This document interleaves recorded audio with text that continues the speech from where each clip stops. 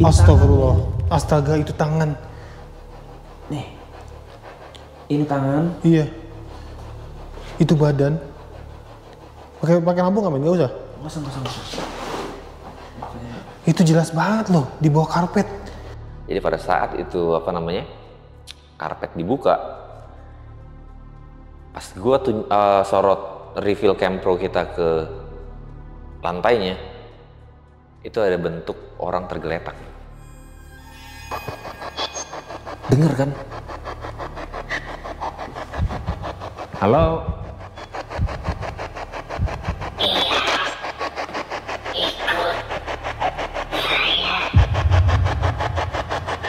Nggak lama dari ada suara senandung itu, terus ada suara perempuan dari spirit box.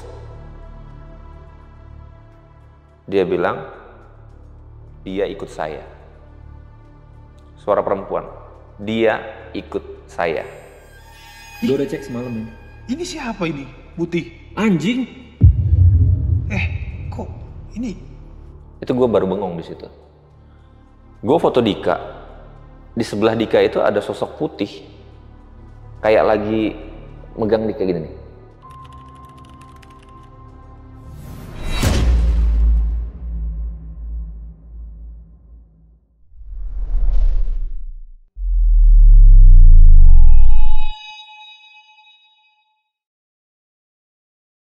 Halo semuanya, kembali lagi di Lentar Malam bareng gue Jamal.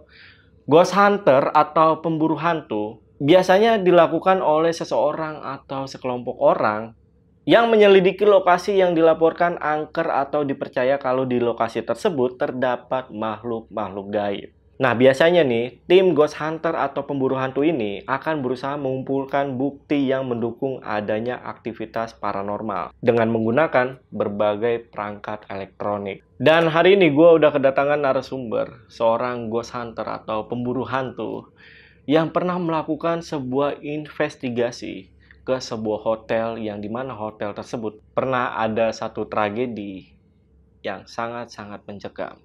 Nah, gimana ceritanya? Mari kita bahas di Saksi Misteri by Lentera Malam.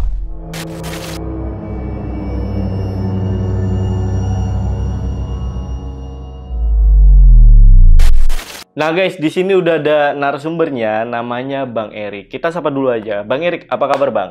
Baik Bang Jamal. Bang, Bang Erik ini kan pernah melakukan investigasi di hotel yang ada di Jawa Barat. Dan apa sih yang lu cari dari hotel itu, Bang?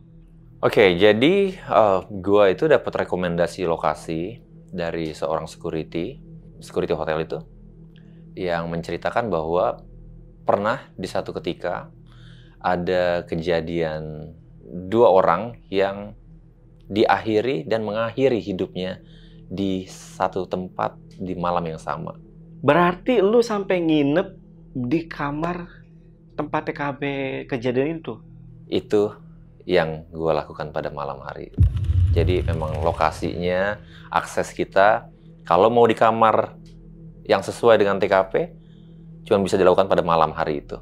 Jadi kita dari Jakarta langsung menuju ke lokasi dan menginap di TKP. Wah, gokil. Terus apa yang lo dapet Bang di hotel itu? Pada saat itu, gue berhasil mendapatkan bukti berupa audio dan visual tentang keberadaan makhluk astral di tempat itu. Visualnya, lo harus lihat Bang. Ini visual yang gue maksud. Wah, gila. Ini sosok ini Bang ya? Nah, ini lo sempet interaksi gak Bang sama sosok ini? Ada, dan itu akan jadi hal yang sangat mengagetkan ya, mengejutkan buat gue sendiri pun itu interaksi yang lumayan epic. Nanti gue ceritain lebih jelasnya. Oke, guys, kalau gitu gue makin penasaran banget nih sama cerita dari Bang Erik. Tapi sebelum itu seperti biasa guys, kalau kalian pengen jadi narasumber di Lentar Malam, sama seperti Bang Erik, kalian DM aja ke Instagramnya Lentar Malam, ada di @lentarmalam.id. Untuk linknya gue taruh di deskripsi, atau kalian bisa hubungi ke nomor yang ada di bawah ini. Ya udah, buat teman-teman yang penasaran sama cerita lengkap dari Bang Erik mengenai penelusurannya atau investigasinya ke sebuah hotel yang ada di Jawa Barat, tonton video sampai habis dan tanpa basa-basi lagi.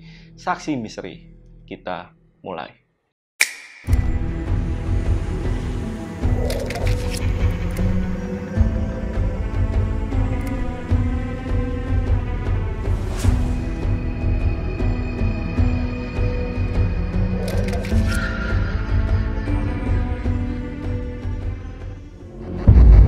Ya, siapa di sini? Halo?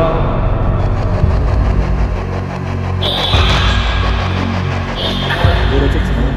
Ini siapa ini? Putih. Anjing. Kejadian ini di bulan Agustus tahun 2022.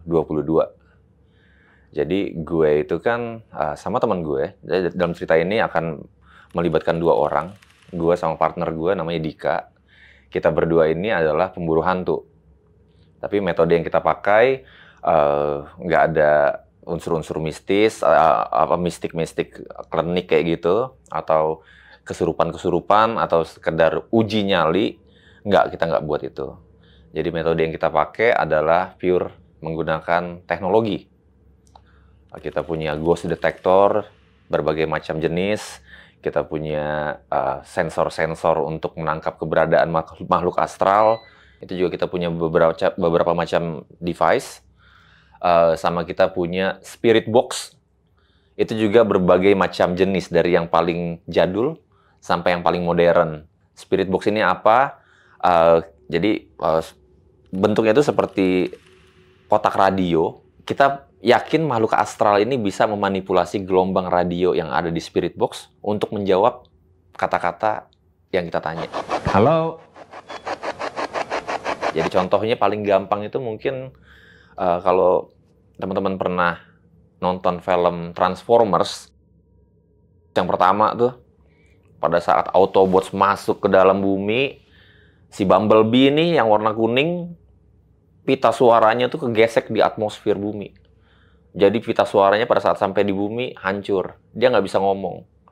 Cara dia untuk berkomunikasi sama makhluk bumi menggunakan radio yang ada di mobilnya. Itu. Jadi dia memanipulasi gelombang frekuensi radio itu untuk menjawab pertanyaan-pertanyaan yang dikasih manusia. Oh, oke.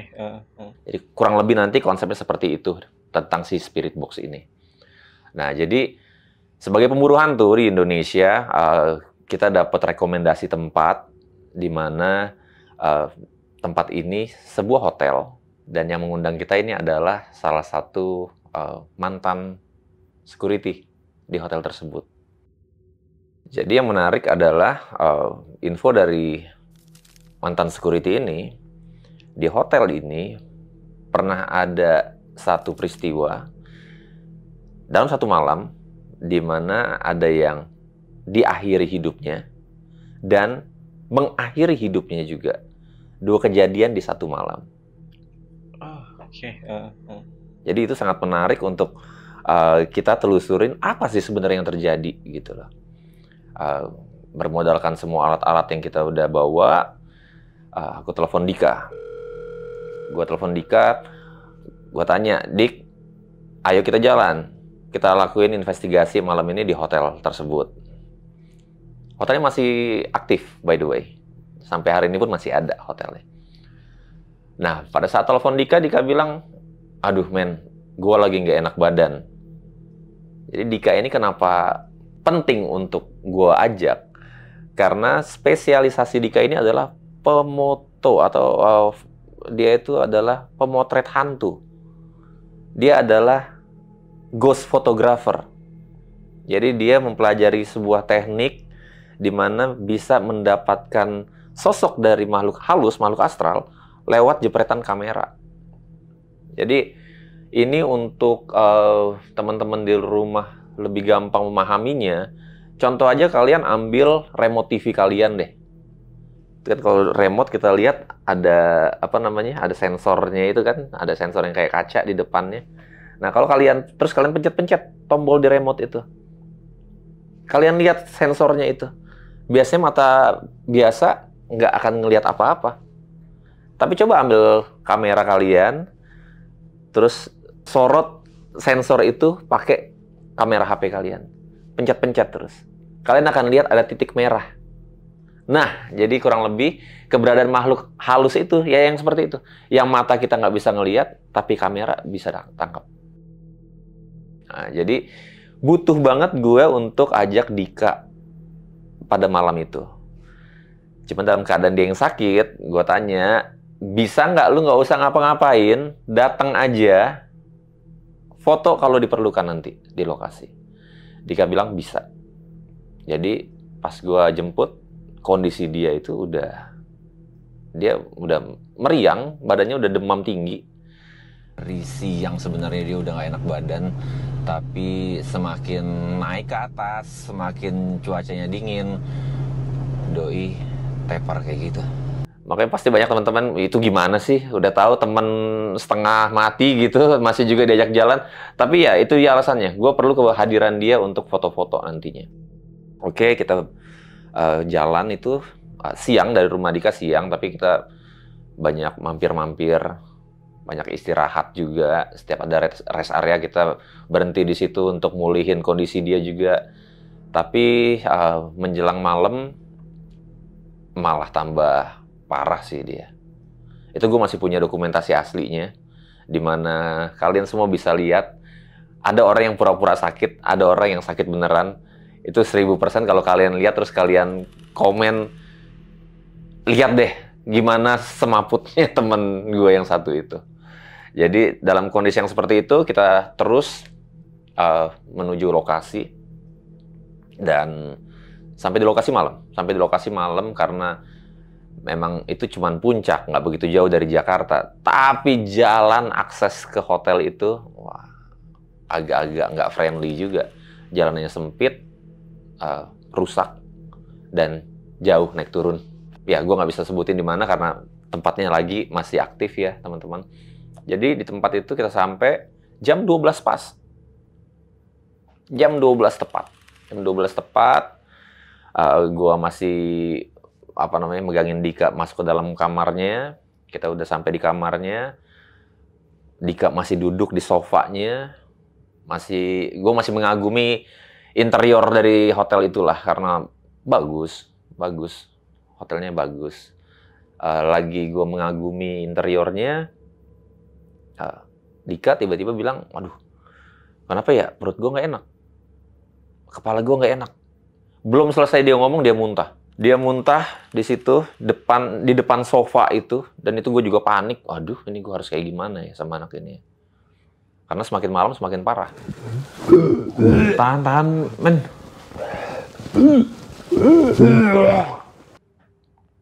Terus dia bilang, ya udah gue beresin deh, men, gue beresin. Terus ya, fokus gue udah hilang di situ. Gue bilang, ya udah lu tidur aja deh, lu rebahan aja. Biar gue yang investigasi sendirian di tempat. Lu tidur aja. Kalau gue perlu, gue bangunin. Udah, gue pindahin dia ke tempat tidur. Di situ dia masih terus mengerang kesakitan. Kepalanya sakit, badannya panas, nggak enak. Ya, cuman gue nggak tahu harus ngapain kan. Jadi ya udahlah, gue bilang. Yang penting dia udah rebahan, aman lah gue. Lu tidurin aja deh, gue matiin lampu juga nih. Lu tidur aja, dik. Nah udah, gue siapin kamera. Selalu yang gue pentingin adalah dokumentasi nih. Jadi gue hidupin 3 kamera gue di saat yang bersamaan pada saat itu. Ada 2 GoPro sama 1 night vision. Posisinya udah gue pastiin cover ke seluruh isi dari kamar ini ya. Dika tidur, gue matiin, belum gue matiin lampu di situ, gue mulai deteksi dulu. Gue mulai deteksi pakai ghost detector. Gue pakai yang paling klasik lah, yang pemburu hantu di luar negeri udah pasti pakai itu semua. Gue pakai yang paling klasik, gue sisir. Jadi alatnya itu adalah, aduh, gue harusnya bawa alatnya. Dia ada indikator lampu dari hijau, artinya netral, nggak ada apa-apa, kuning, oranye sampai merah. Jadi semakin indikatornya tinggi, semakin keberadaan makhluk halus ini terdeteksi di situ. Ini juga untuk praktisi-praktisi paranormal juga, atau teman-teman yang indigo, mereka juga mengamini bahwa makhluk astral ini merupakan energi. Di luar negeri pun sama. Dan energi yang dikandung oleh makhluk astral ini adalah elektromagnetik.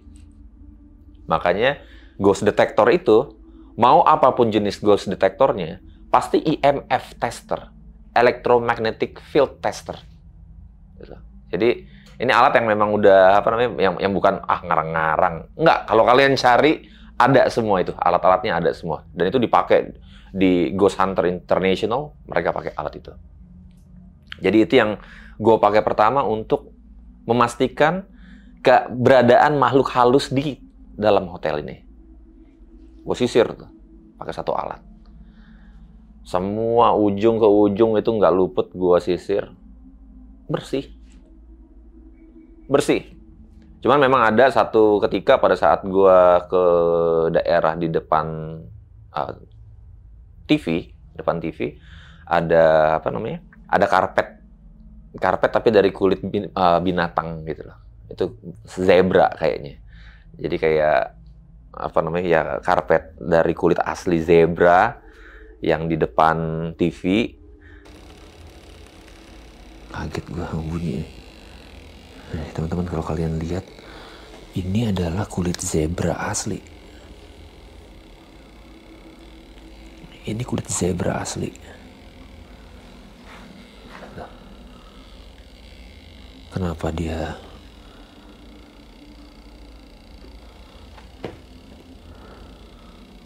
ada lonjakan energi juga, tapi nggak begitu kenceng ya. Cuman gue bilang, oh kebetulan. Tapi memang pas gue ambil ghost detectornya, pas gue cek lagi, ada interaksi. Nggak kayak di tempat lain yang bersih, cuman di situ aja ada interaksi sedikit. Tapi gue bilang anomali mungkin.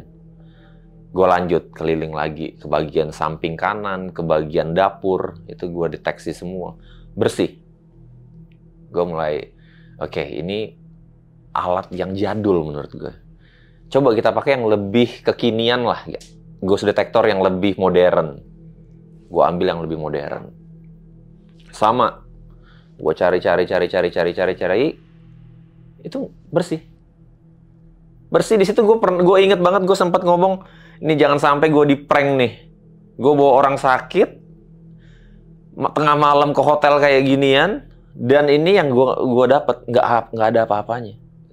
Gue mulai, ini gue di prank nih, ini sialan nih pasti nih, apa namanya, security bisa aja nih gitu kan.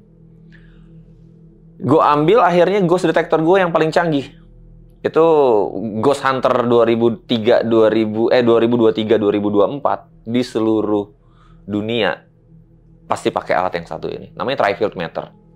Jadi itu kemungkinan untuk gagalnya kecil banget. Karena di satu alat itu dia ada nggak cuman elektromagnetik, tapi dia ada elektrik, dia ada juga radiofrekuensi. Jadi satu alat yang kecil itu bisa deteksi semua energi, medan energi yang ada di tempat itu. Gue keliling, bersih, gue tambah di spread lagi, gue bilang, oh, bener nih, ini nggak ada apa-apa nih, ini zong nih, ngabisin waktu doang dan bawa orang yang udah setengah semaput kayak gitu. Cuman gue pikir, ini apa, emang jangan-jangan alat gue yang rusak nih. Gue pindahin ke elektrik. Di elektrik gue bilang, itu kan hotel aktif kan, ada colokan listrik dong. Gue akan deteksi colokan listrik ini pakai alat yang gue pegang. Kalau di colokan listrik ternyata dia tetap nggak ada nggak ada interaksi, rusak berarti alat gue. Langsung gue deketin colokan listrik ke elektrik, bener dong berarti alat gue. Kalau sampai gue deteksi listrik tapi alat ini nggak hidup juga, berarti alat gue yang rusak. Ini ada colokan listrik. Oke. Ya. Jelas ya. Ini listrik hidup. Ya kan? Jadi ya udah. Gue pikir, berarti emang zong. Emang tempat ini nggak seserem yang dikatakan gitu loh. Ini mitos yang dibuat-buat nih kayaknya nih. Akhirnya, ya udahlah. Gue nggak tahu mau ngapain. Gue tutup semua kaca-kaca tuh. Gue nggak mau ada pencahayaan. gue pakai night vision. Gue coba aja udah spirit box. Ini spirit box yang tadi di awal gue bilang kita bisa tanya jawab sama makhluk halus secara langsung, secara live. Tinggal nanti dia akan jawab kita ya, atau dia tidak akan jawab. Oke. Jadi ya udah. Gue mulai sesi spirit box. Itu gue inget gue mulai itu sekitar jam 1:30. 1:30 ya. Di 1:30 itu gue ngabisin 20 menit spirit box, sesi spirit box tanpa dapat satu kata pun. Gue tambah yakin kalau ini tempat zong. Ini nggak ada serem-seremnya ini. Mungkin ya teman-teman di rumah juga udah mulai mikir ini ceritain apaan. Ini nggak serem.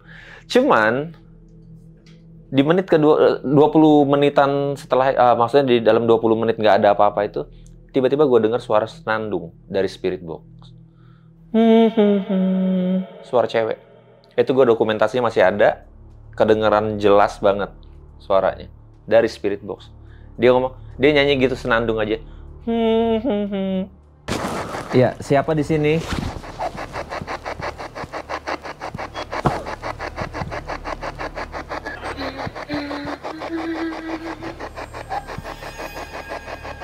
Dengar kan?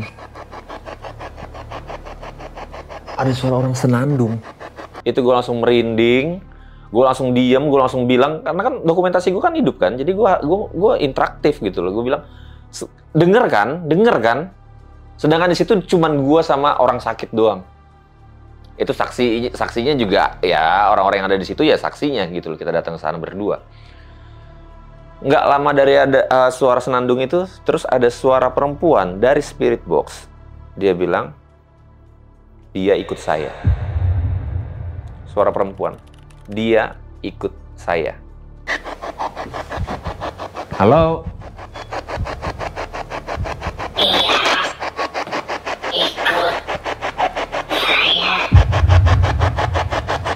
Oh, gue langsung adrenalin gue langsung pump up, langsung ini nih momentum nih, gue dapat sesuatu.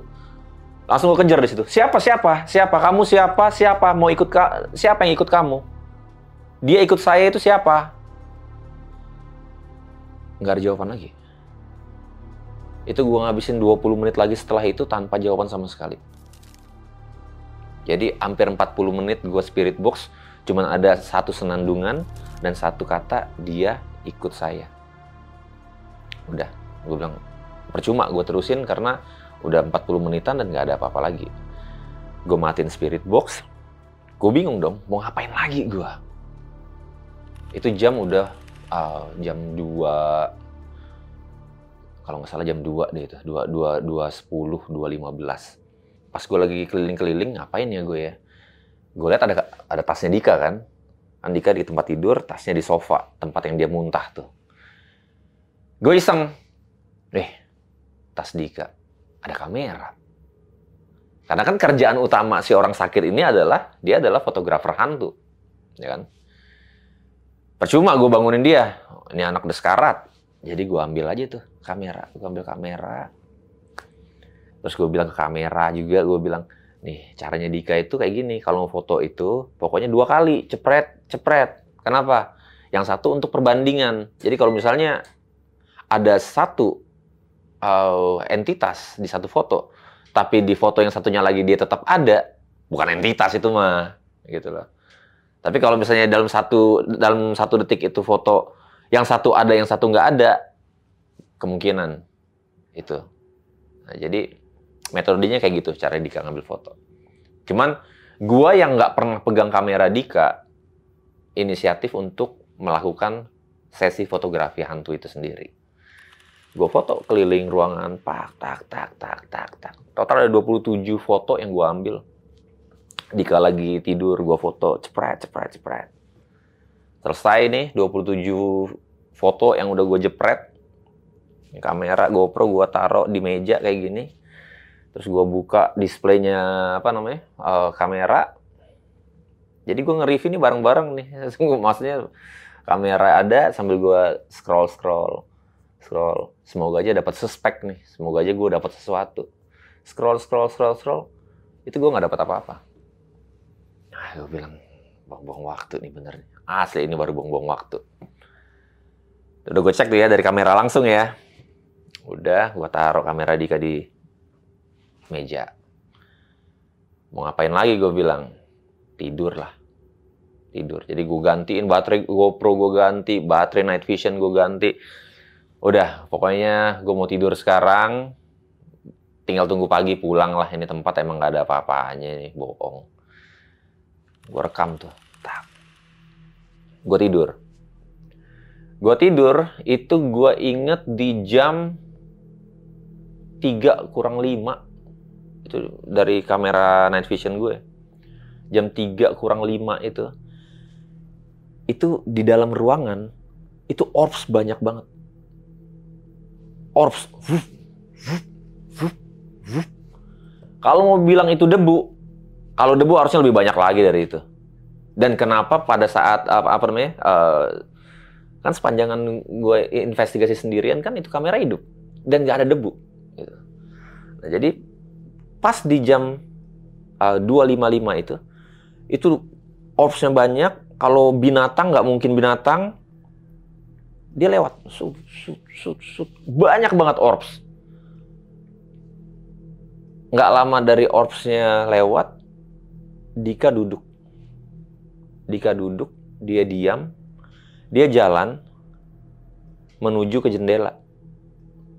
View di depan jendela itu udah lembah. Jadi itu lantai 2 atau lantai 3 lah kita itu. Itu lembah.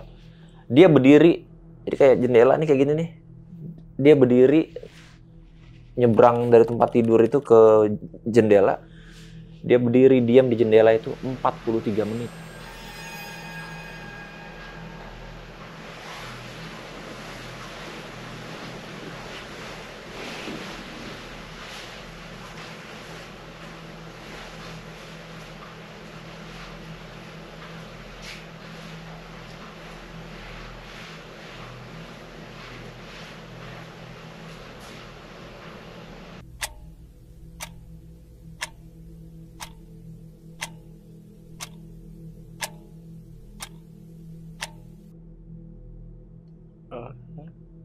Diam kayak gini.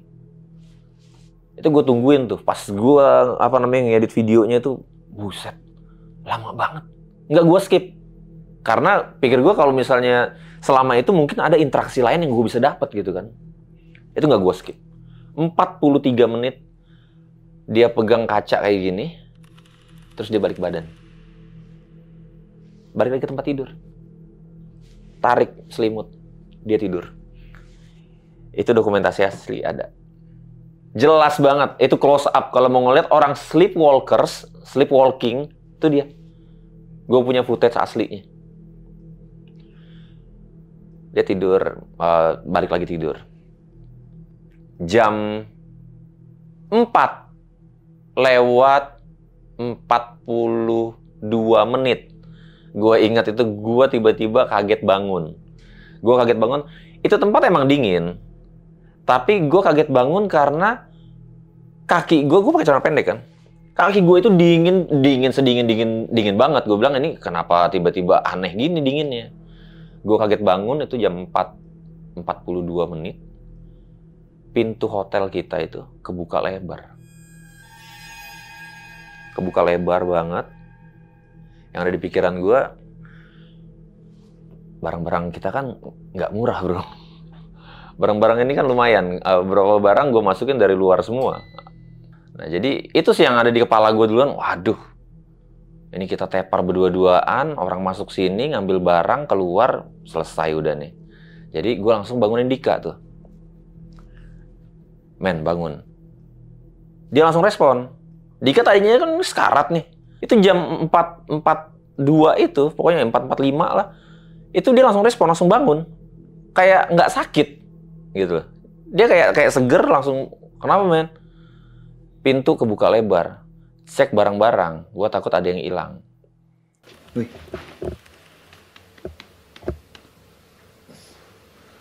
Men, pintu kebuka lebar men. Pintu kebuka lebar. Pintu depan. Ini mah nggak mungkin buka lebar gini. Ini nutupnya kayak gini, men. Ini nggak mungkin buka lebar. Gue cek alat-alat gue yang di dalam koper aman semua sih. Terus Dika bilang, kamera gue hilang men, kamera gue. Dia bilang, oh enggak, kamera lu kan gue taruh di meja. Baru dia, oh ya udah aman sih, aman. Terus gue bilang, ini pintu nggak mungkin kebuka sendiri. Karena pintunya tuh kalau dibuka tuh harus jegrek.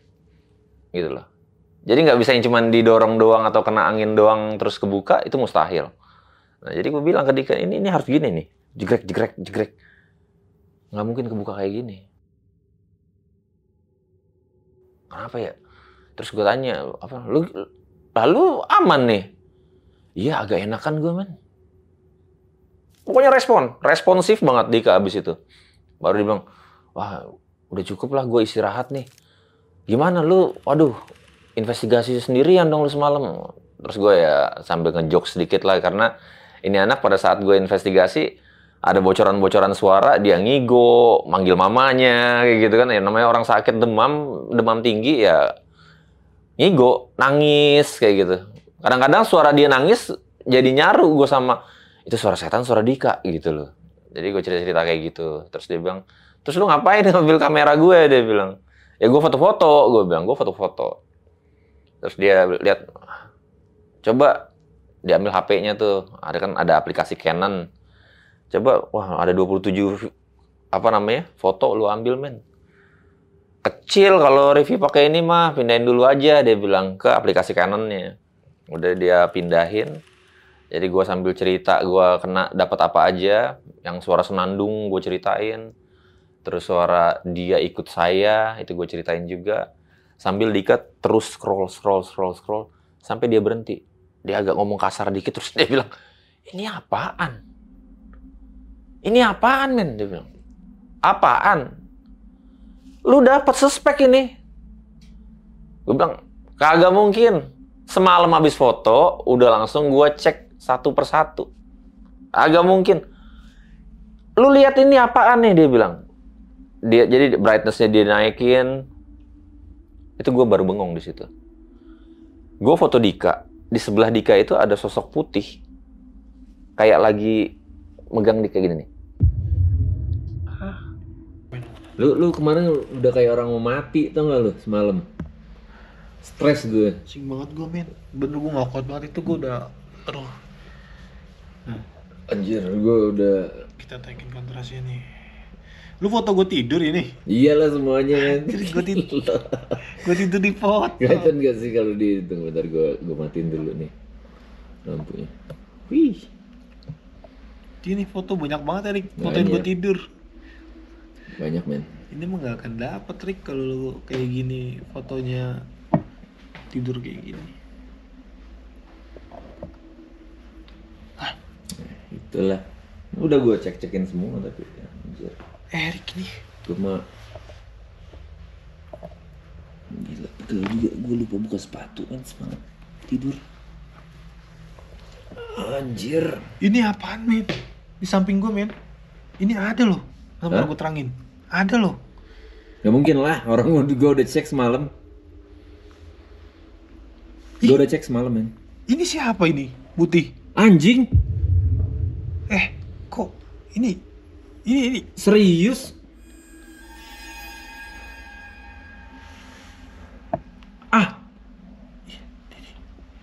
Mustahil ah. Bentar gue terangin. Lu Lu foto berapa kali di sini? lihat bulu gue bujuk.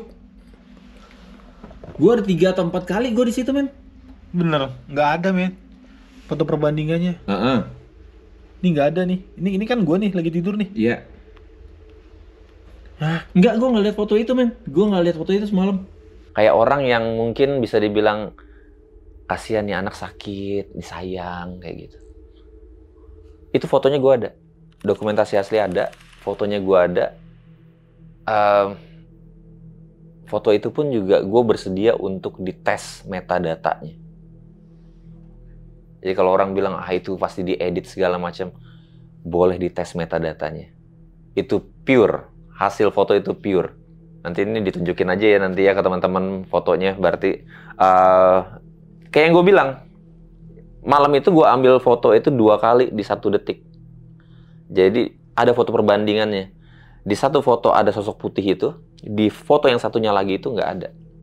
Itu kita sadar akan hal itu di jam 5 pagi. Jadi pas Dika bilang, ini siapa sebelah gue, ini siapa? Dia juga panik juga. Apaan sih ini nih, aneh nih. Gue dapet yang kayak ginian gak pernah nih. Gue bilang kalau sedetail ini banget. Biasanya dia dapat foto itu, entitasnya ada di satu tempat tapi nggak ada manusianya gitu loh. Nah kalau ini kan sebelah-sebelahan banget sama dia. Justru dia kayak diginiin loh. Jadi pas lihat jam, gue udah mikir sebenarnya wah bisa nih kita investigasi lagi nih sebenarnya nih. Tapi begitu ngelihat jam udah jam 5. Yang udah penelusuran kita itu pokoknya kalau udah jam 4.30, udah mau jam 5 nggak akan dapat apa-apa. Jadi nggak tahu ya apa emang udah jamnya udah lewat atau gimana. Cuman ya kalau diterusin jam 5 nggak akan dapat apa-apa. Di situ gue sempat bilang ke kamera kayak kita dapat hal-hal aneh, suara senandung, suara dia ikut saya, sama foto kuntilanak lah, apa kalian mau ngomong itu terserah, tapi itu bentuknya jelas banget. Cuman 3 itu. Terus gue bilang, ini termasuk investigasi yang gagal. Karena apa? Kita datang ke sini untuk cari informasi tentang 2 orang yang diakhiri hidupnya dan mengakhiri hidupnya ini. Dan itu kita nggak dapet. Akhirnya kita pulang. Tapi gue yakin gue pas foto gue nggak lihat itu foto. Udahlah. Pokoknya. Gue beresin bentar dulu ya. Ya udah, gue juga mau beres-beresin barang. Kita ketemu lagi di video atau case selanjutnya. Oke? Greeners, go green. Pada saat gue nge-review video keseluruhan di rumah, lu inget kan pintu jam 4.42 kebuka lebar dan gue kedinginan. Itu yang ngebuka Dika. Setelah dia 43 menit berdiri di jendela, dia balik, dia tidur. Itu sekitar setengah jam kemudian dia bangun lagi. Dia duduk di tempat tidurnya dia sambil melihat ke arah pintu. Seakan-akan dia ngomong sama seseorang di arah pintu. Dia diam.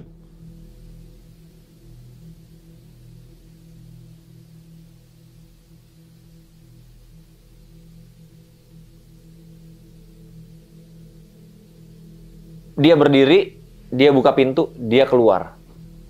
Dia keluar tanpa alas kaki. Yang jam segitu, itu dinginnya tuh luar biasa.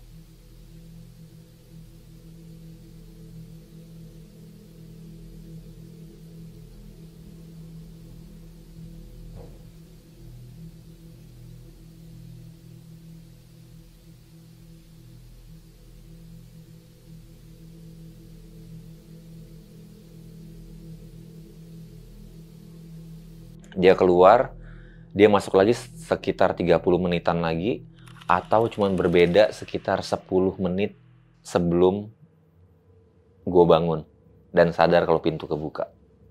Gitu. Jadi ngapain di depan sana kita nggak tahu ngapain. Itu padahal jalannya itu tangga ketemu tangga. Dia jalan kemana kita nggak tahu. Tapi kalau misalnya dia jalan ke kiri, itu lembah jurang, jatuh sih. Oh iya bener. Terus.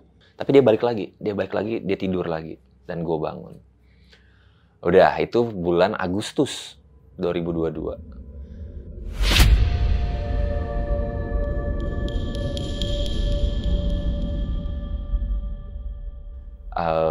Sambil jalan terus nih investigasi kita yang lain, terus teman-teman yang dari banyak komen yang bilang, "Bang, lu nggak penasaran sama itu hotel? Ada yang belum terkuak tuh." Gue telepon lagi security-nya. Security-nya bilang, "Waduh, saya lagi nggak ada di lokasi." Sampai akhirnya di bulan Agustus, September, Oktober, November. Antara November atau September ya, lupa. 3 bulan lah pokoknya. 3 bulan setelah kejadian itu, boleh nih datang lagi. Mau datang? Boleh nih, Bang Erik. Saya tunggu ya. Ya udah, gas. Dalam keadaan gue udah siap semua, mental semuanya kita udah siap. Dika juga dia bilang, gue mau balas dendam men, karena gue nonton video gue di yang kasus terakhir kemarin itu, malu gue. Karena kan emang gue tunjukin semua tuh, muntahnya dia, ngigo cemennya dia gitu. Jadi ya teman-teman mungkin di rumah juga ini suatu perdebatan yang mungkin ada benernya juga. Kalau cowok itu kecelakaan motor masih bangun sehat gagah, tapi coba kalau kena panas lebih lemah dari perempuan kayaknya. Itu yang gue alamin tuh sama si Dika waktu itu. Nah, jadi kita balik lagi ke lokasi yang sama. Nah, kita sampai lokasi itu jam 2 malam. Sengaja kenapa kita sampai jam 2 malam, karena interaksi di malam 3 bulan sebelumnya itu ada di sekitar jam 2 sampai jam 4 itu. Kita mau langsung go show, langsung to the point nih. Kita udah tahu ada orang yang meluk Dika, ada entitas ini ya yang meluk Dika nih. Jadi itu adalah tujuan utama kita. Kita pengen tahu lu siapa. Kita nggak mikirin tentang peristiwa yang terjadi di hotel itu sebelumnya, yang menjadi alasan utama kita datang ke situ. Kita nggak mikirin itu. Yang ada di kepala kita adalah, ini orang nih siapa nih? Entitas ini maunya apa nih? Sampai dapat senyata itu di kamera. Dika udah siap juga. Kita langsung... Oh, sorry, gue lupa. Pada saat di lokasi itu, pas kedua kali kita datang ya, gue lupa 3 bulan sebelumnya, gue nggak pakai satu alat yang namanya SLS kamera. SLS ini adalah Structured Light Sensoric. Jadi bentuknya itu adalah kamera, terus dia akan mendeteksi manusia. Tapi kalau misalnya manusia, dia akan berupa stickman. Jadi kalau kayak lu nih bro, nanti berupa stickman tuh. Misalnya lu kayak gini ya, nanti kayak rangkanya itu warna hijau, ngikutin engsel-engsel lu bergerak kemana. Nah, itu kalau ke manusia. Kalau sekarang nggak ada manusia, tapi ada stickman-nya, itu dia. Itu dia makhluk halus yang bisa ketangkep dari SLS kamera. Ini juga bukan alat yang ngasal-ngasal, ini mah bisa-bisaan lu aja, Rick. Coba dicek sama-sama SLS kamera, Structured Light Sensoric. Itu salah satu ghost hunting equipment yang dipakai di dunia saat ini. Jadi gue pakai itu, karena gue pikir, ya gue lupa. 3 bulan lalu kagak gue pakai nih barang. Nah, pas gue lagi scanning, di sebelah Dika itu kan ntar gue ini denahnya ya, denah hotelnya ya, nah kamarnya. Jadi sebelah tempat tidur Dika itu ada lemari pajangan. Di lemari pajangan itu gue dapet sosok stickman. Wis, gue bilang. Itu sosok stickman, kalau dia ada di situ, harusnya pada saat kita deteksi pakai ghost detector, hidup dong. Gue ambil ghost meter. Gue deketin sosok yang ketangkep di SLS kamera ini. Ghost meter gue itu berisik, warna merah, ada tulisannya ghost meter. Pada saat gue deketin, itu kenceng bro. Nangkep nih. Nangkep men. Ada 2 men. Satu sini, satu sini. Tuh, iya. Tuh. Benar. Ghost detector. Ini yang gua nggak coba, men. Oke. Gua pakai ghost meter aja nih, yang sama-sama kita bisa dengar langsung. Tuh. Apa ditaruh abunya di sini? Mungkin orang-orang bilang, itu lu pencet kali. Gua taruh di sebelah sosoknya nih, sebelah stickman-nya. Gua taruh, gua geletakin alatnya, gua tinggalin. Kenceng banget itu. Kok cuma di situ doang ini? Kenceng banget itu. Tambah kenceng. Iya, kenceng banget. Tuh. Tadi tuh ada. Tuh. Jelas ya? Iya. Itu nggak ada yang pencet, men. Nggak ada yang pegang malah.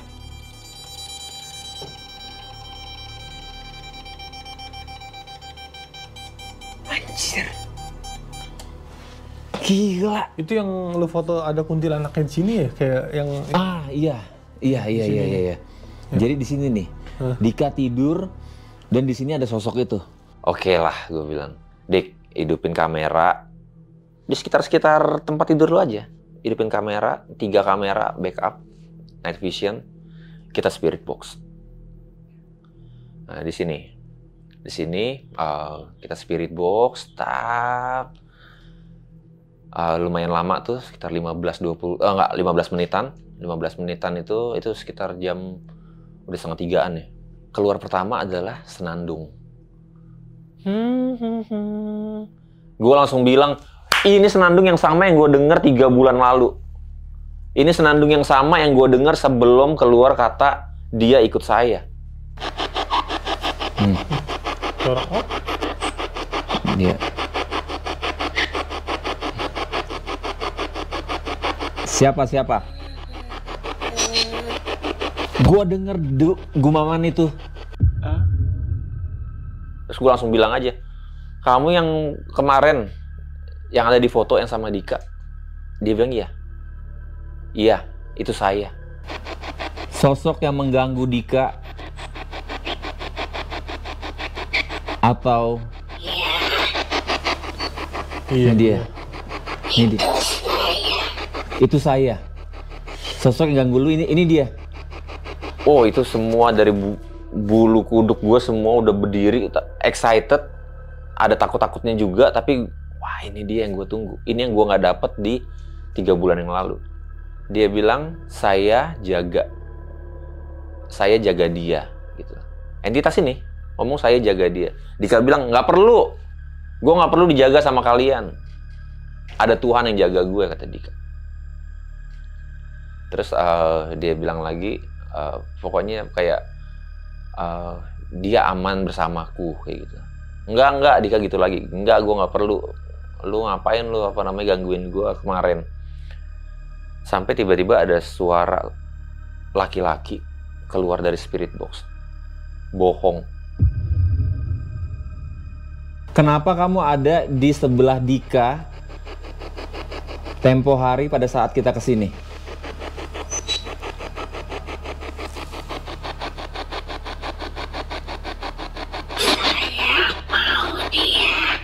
Saya mau dia. Ngapain lu? Mau kamu apakan?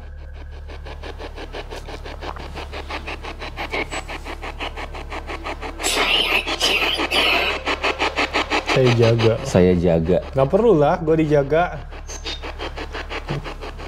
Yang jaga gue cuman Allah Subhanahu Wa Taala. Itu yang buat lu bisa balik lagi ke sini. Oh gitu. Menurut gue dia yang bawa lu ke luar sana. Iya. Ya, gue keluar juga. Merinding sih gue. Bener dia ini. Dia aman. Dia aman bersama saya. Di depan. Saya sudah aman. Saya cuma percaya dan yakin sama Allah Subhanahu Wa Taala. Kamu nggak ada hak.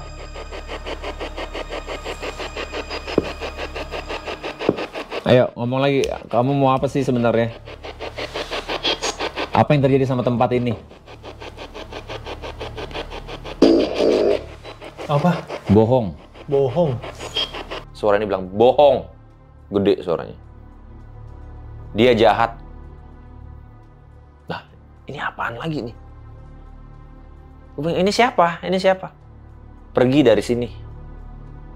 Ntar dulu, gue bilang, ntar dulu, ini siapa? Lu siapa? Perempuan tadi siapa? Ini siapa? Kamu siapa? Dia jahat. Perempuan ini. Kamu siapa? Dia bilang dia jahat nih. Ini sosok beda nih. Beda. Kamu siapa?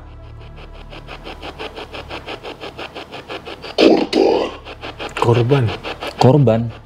Maksudnya apa sih? Korban dia. Gede sendiri. Kamu korban dari perempuan ini.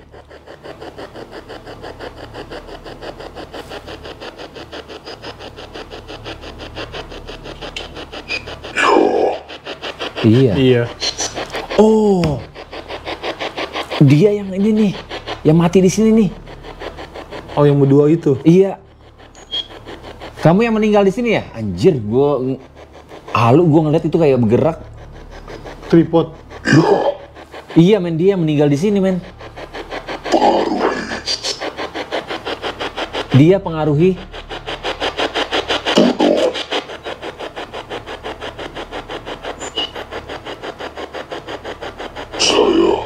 Dia pengaruhi tubuh saya. Damn. Sama men, lu juga dipakai badan lu dipengaruhi.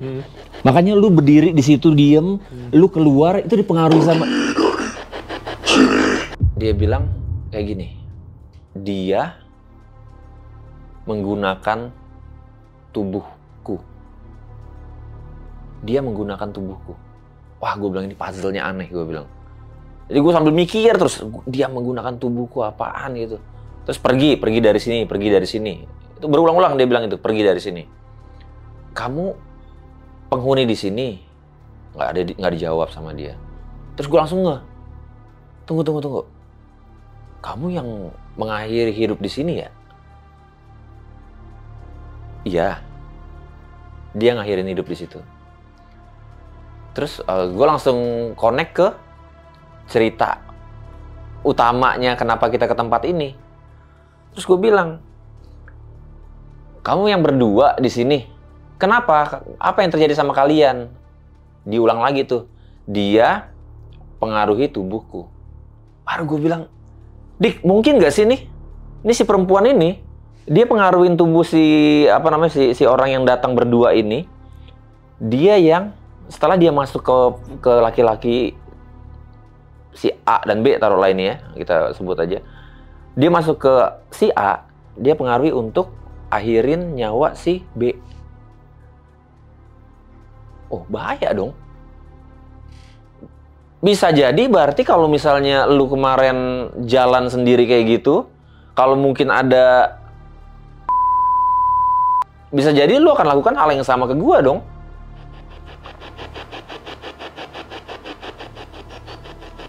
Kenapa harus pergi dari sini?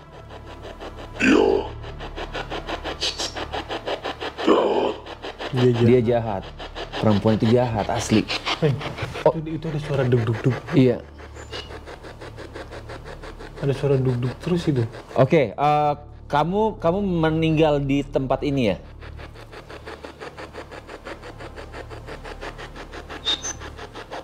Kamu meninggal di mana?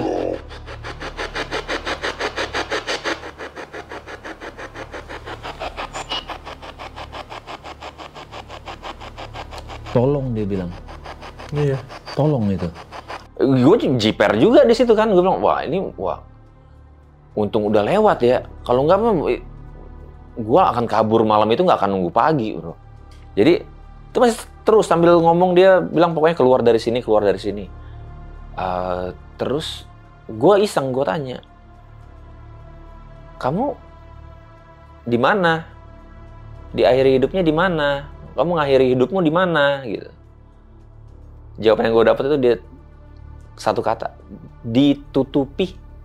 Dan itu kata terakhir yang keluar dari spirit box. Ditutupi. Tunggu dulu, gue bilang. Ditutupi ini ditutupi apa? Ditutupi oleh pihak hotel kejadiannya. Ditutupi dari media, atau ditutupi dari ya apa di cover, ditutupin apaan gitu. Itu kan inisiatif gue doang kan, gue jadi terjemahin sendiri nih hasil kata-kata dari spirit box ini. Sampai Dika bilang, men, aneh nggak sih itu sepotong karpet ada tempatnya kayaknya nggak pas banget ditaruh karpet di situ gitu loh. Terlalu maksa karpet itu ada di situ. Kenapa nggak di tempat ini agak legaan, lebih bagus juga gitu loh kalau ditaruh di situ. Ini karpet yang tadi di awal gue bilang bentuknya itu kayak binatang, kok kulit zebra. Terus gue bilang, iya ya. Terus kita ya mulai analisa bebas lah itu. Ditutupi ini kali maksudnya. Gue bilang, oh, masuk akal, Dik. Langsung berdiri dari spirit box gue. Buka karpetnya. Terus lu mau ngapain, kata Dika? Oke, kamu meninggal di sini. Kamu meninggal di mana?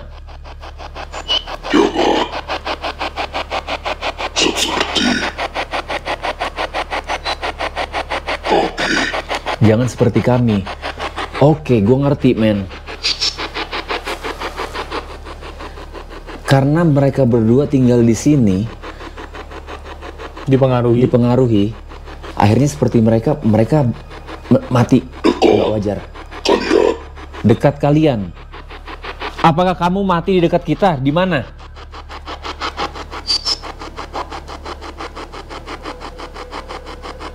Di mana lokasi kamu meninggal?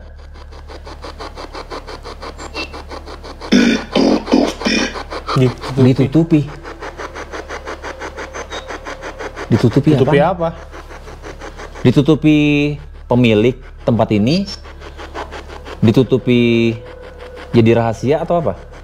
Gue punya satu alat namanya, ini sebenarnya thermal kamera jenisnya. Jadi panas manusia, dingin makhluk halus, itu kerekam di situ. Tapi seri yang gue punya ini lumayan limited, nggak dijual bebas. Biasanya kepolisian di luar negeri pakai alat yang ini.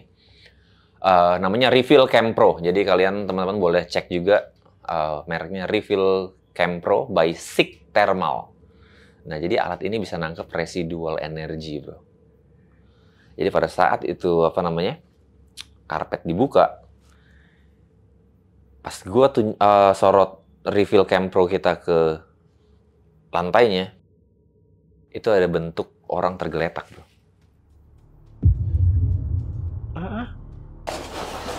Mem, keluarin thermal lo, Mem. Iya. Mem, kita coba thermal. Coba. Saat ini gue cuma pakai. Dik, anjir! Lu belakang gue, men. Apa-apaan, Mem? Lu belakang gue. Ini Astagfirullah. tangan, Astaga, itu tangan. nih. Ini tangan. Iya. Itu badan. Pakai lampu nggak, Men? Nggak usah. Nggak usah. Itu jelas banget loh, di bawah karpet. Masih ada jejaknya. Nih. Minggirin ini, men. Coba lampu. Minggirin karpetnya, minggirin semua. Tarik aja, tarik. Dah, minggir. Oke, udah, men. Bener, Men, ada sosoknya, ada. Wih. Nih. Astaga. Nih. Ini tangan nih. Hah? Ini badan nih. Hah? Ini tangan lagi nih. Itu dia lagi ini, Men. Lagi apa? Kayak udah mati gitu. Tapi nggak ada apa-apa loh di sini, Men. Pegang, men. Itu gua sekarang gue cerita aja gue merinding banget. Itu gue merinding gue saat itu sama merinding gue saat ini sama. Itu orang tergeletak jelas banget. Disorot dari beberapa sudut pun masih tetap sama. Itu orang tergeletak, tangannya terlihat jelas. Satu kayak gini. Kepalanya, mukanya. Tapi bentuknya bentuk kayak di thermal kamera, bro. Kayak kalau kita masuk waktu zaman COVID, kita masuk mall, ya kan, yang warna-warni itu. Nah, bentuknya kayak gitu. Tapi secara mata orang awam, lu ngelihat itu bentuk orang. Emang jeleknya Reveal Cam Pro ini, dia nggak bisa nge-record video. Beda sama yang merek-merek FLIR. Kalau FLIR itu bisa record video. Cuman Reveal Cam Pro ini cuma bisa untuk capture doang. Nah, jadi kita dapat di situ residual si orang yang kejadian ini ada di situ. Itu merinding kita di situ berdua. Terus langsung kita matiin kamera semua, kita langsung bahas. Gue balik lagi ngebahas tentang itu kemungkinan Dika untuk melakukan hal yang sama ke gue. Bisa jadi karena secara nggak langsung badan dia udah ini kan udah udah dikuasain sama si entitas ini. Nah, cuman kita nggak dapat lagi keterusan atau jawaban dari si entitas ini, si cewek yang ke foto ini kita nggak tahu dia siapa, karena sampai akhir setelah gue dapet yang residual energi di lantai itu, abis itu udah nggak ada jawaban sama sekali. Jadi itu tetap jadi misteri, tapi paling nggak satu hal yang buat gue senang adalah, berarti kejadian itu bener ada. Baru dari situ selesai, baru gue tanya lebih jelas sama si security-nya. Awalnya kan karena gue nggak dapat apa-apa, gue pikir nih orang ngarang cerita biar dapat sampingan nih, gue gituin kan. Ternyata bener bro. Dia juga sempat tunjukin ke gue satu artikel. Jadi kasus itu pernah ditayangin sama Sunda Post atau Jawa Post gitu ya. Dia tunjukin kan screenshot. Jadi gue baca screenshotnya kejadiannya. Tapi dicari, pas gue googling lagi untuk cari berita itu udah nggak ada. Nah, jadi pas gue tanya-tanya, kok gitu Pak? Dia bilang, salah satu nggak tahu yang diakhiri hidupnya atau yang mengakhiri hidupnya ini, salah satu dari mereka itu anak dari dari aparat gitu. Jadi dia nggak mau kasus anaknya ini ke blow up. Kalau disinkronize sama hasil penelusuran yang gue sama Dika dapat, gue bisa dengan cukup pede menyatakan bahwa dua orang yang datang ke tempat itu, si A dan si B. Si A ini, dia dikuasai tubuhnya oleh si perempuan yang peluk Dika itu. Oke. Jadi dia dikuasain tubuhnya dan dia dipakai untuk mengakhiri hidup si B. Di situ mungkin dia langsung mungkin kebetulan ada itu ya. Terus dia habisilah akhirnya si B di situ. Anjir. Ngeri banget anjir. Nah, di pagi hari pada saat itu kan dia nggak sadar bro. Sama kayak Dika, dia nggak sadar apa yang terjadi di malam hari itu. Dia bangun pagi hari, dia lihat temannya sudah tidak bernyawa, tangan dia berlumuran darah, dia panik, dia akhiri hidupnya juga. Sekarang, kalau dia akhiri hidupnya juga, orang nggak akan semudah itu untuk mengakhiri hidupnya dong. Tapi apa kalau misalnya dia masih dalam pengaruh dari si makhluk astral ini? Dan kata-kata dia pertama kali di 3 bulan sebelumnya, pada saat gue penelusuran pertama kali, dia bilang dia ikut saya. Jadi tetap si entitas ini mau si A untuk ikut dia dengan cara yang seperti itu. Dan itu kalau disamain dan misalnya Dika melakukan hal yang sama, mungkin gue gak akan bisa cerita di sini hari ini bro. Jadi kalau sekarang nyari beritanya mungkin gak ada, tapi gue harus cek dulu di komputer gue yang lama tuh masih ada gue artikelnya.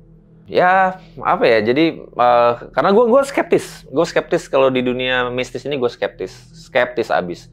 Gue gak akan percaya sama penampakan hantu sebelum hal itu bisa dibuktikan lewat teknologi, lewat alat yang gue punya.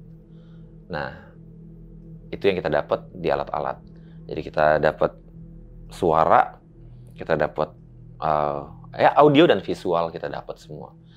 Dan dokumentasi asli, semuanya tanpa editan, itu akan gue tunjukin di sini semua juga.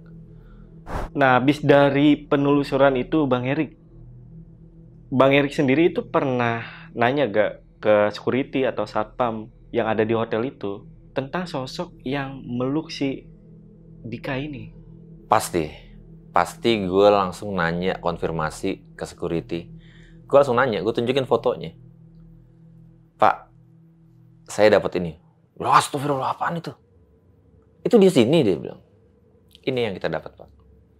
Kira-kira, Pak, ada nggak informasi tentang perempuan yang mungkin lama di tempat ini, atau pernah ada kejadian apa di tempat ini sebelumnya, atau tempat ini sebelum jadi hotelnya apa? Ada nggak Bapak tahu tentang ini? Terus dia bilang, ya ini kan hutan, Mas Erik.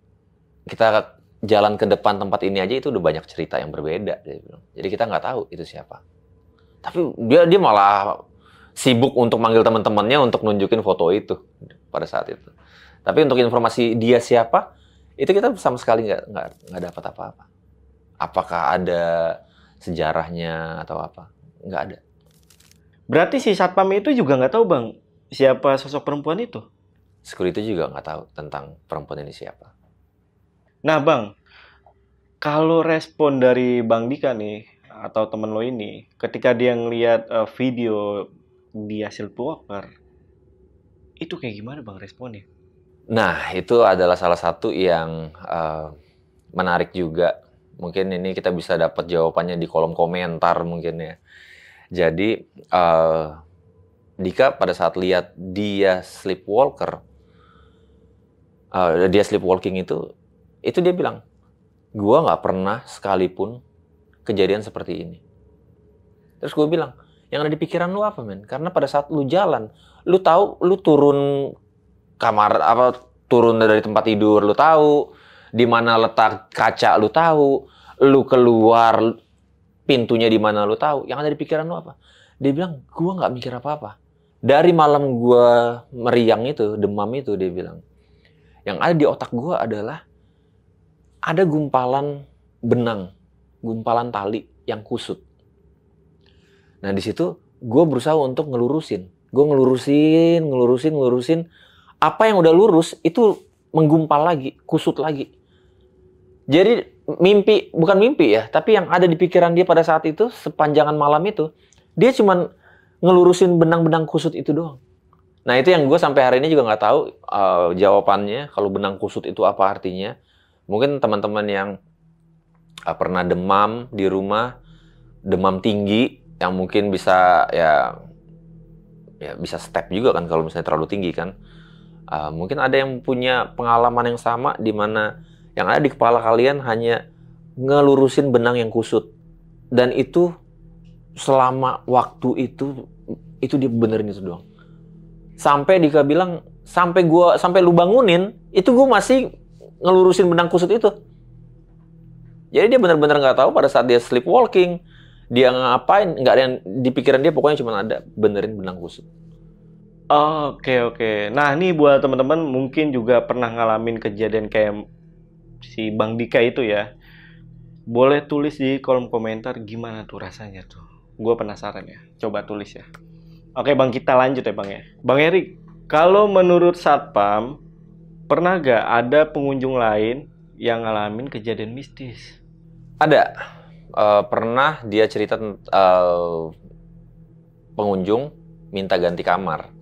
Karena kalau di video di channel YouTube gue, itu ada gue sempat nyorot ke kamar mandi. Jadi kamar mandinya itu agak panjang, berada di sebelah kamar. Nah jadi pada saat si pengunjung ini lagi tidur, itu ada yang gedor dari kamar mandi, gitu loh, kayak deng 2 kali, deng kayak gitu. Cuman dicek ya nggak ada, tapi dia mulai terganggu karena dia sampai keluar. Jadi gimana ya? Kamarnya tuh pisah-pisah, bro. Jadi nggak dempet sama kamar lain lagi gitu loh. Jadi kamarnya ada yang di atas, ada yang di bawah dikit, ada yang di atas lagi kayak gitu loh. Nah jadi nggak mungkin suara itu juga datang dari kamar sebelah gitu loh. Nah jadi dia pastiin pas di kamar mandi itu ada dung nggak ada orang. Pas bunyi lagi, dia mau istirahat, bunyi lagi, dia keluar, terus dia lihat ke samping. Oh, ini mah tinggi, dia bilang, nggak mungkin ada apa-apa. Dia masuk lagi, pas bunyi dung lagi, dia langsung ke resepsionis. Minta ganti kamar dia di resepsionis. Nah, tapi gue yakin banget kalau Bang Erik ini ya guys, itu nggak cuma sekali aja nih penelusuran atau explore ke tempat-tempat angker. Dan mungkin buat teman-teman yang pengen nonton explore atau penelusuran dari Bang Erik yang lain, itu bisa di mana nih, Bang? YouTube gue ada di Ghost Ranger Indonesia. Di sana kalian boleh mampir dan lihat beberapa case investigation yang kita pernah jalankan. Jadi ada beberapa yang ada interaksinya dan ada lumayan banyak juga yang nggak dapat apa-apanya. Nah itu tadi ya channel YouTube-nya Bang Erik. Nanti linknya gue taruh di deskripsi. Ya udah, mungkin untuk video kali ini gue rasa cukup guys. Gue Jamal dari Lentera Malam dan Bang Erik dari Ghost Ranger izin pamit. Bye.